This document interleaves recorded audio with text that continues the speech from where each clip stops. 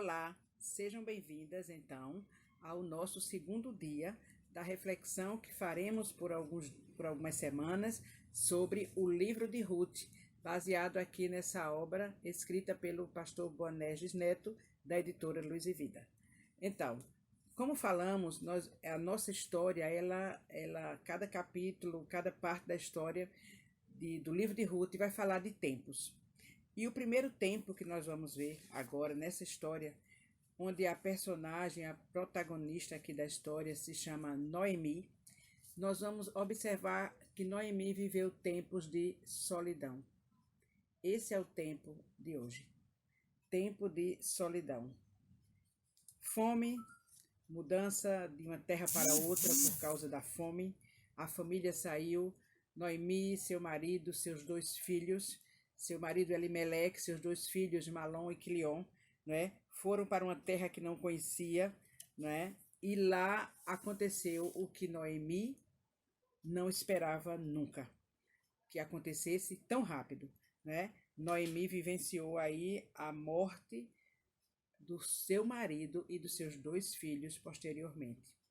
Nessa situação, né, o sustento e a provisão para a família ficou difícil, porque era uma época em que as mulheres eram totalmente dependentes de seus pais, de seus maridos, e agora estava ali Noemi em uma situação desesperadora, né? Totalmente desprovida, ela com as suas 2 noras.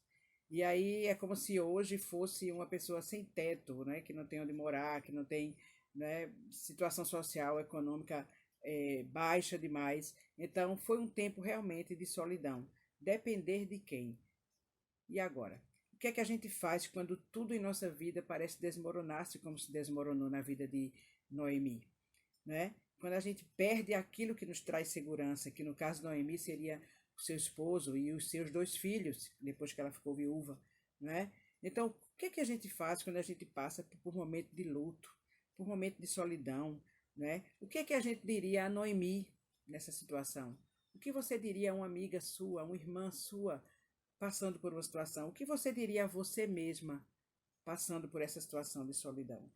E aí nós vamos ver na palavra de Deus o que é mais sensato. Em Provérbios 3, capítulo 3, versos 5 e 6 diz assim: confie no Senhor de todo o coração, não dependa do seu próprio entendimento, busque a vontade dele com tudo o que fizer e ele lhe mostrará o caminho que deve seguir. Não se impressione com sua própria sabedoria. Tema o Senhor e afaste-se do mal.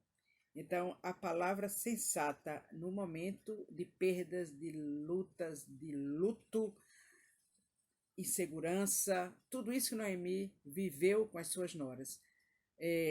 A palavra é confiar. E não é confiar em qualquer pessoa, é confiar em Deus. É confiar em Deus e não no próprio entendimento que a gente tem, os conceitos que a gente tem da vida e das coisas, né? É confiar em Deus, aquele que está no controle de todas as coisas.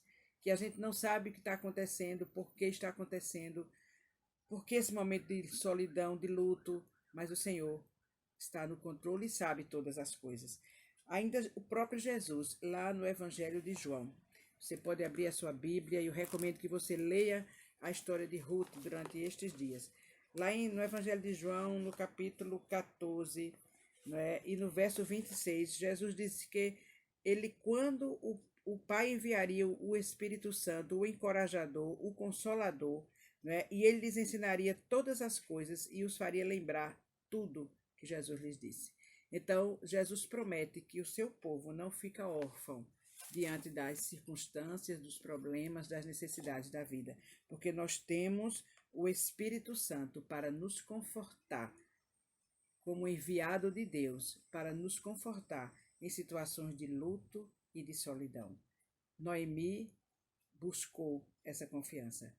Você, em quem confia no momento de solidão e de luto e de tristeza? Espero que você também confie nesse mesmo Deus que o sábio Salomão nos indica aqui. Confie no Senhor de todo o seu coração. Isso deu-me, Pai,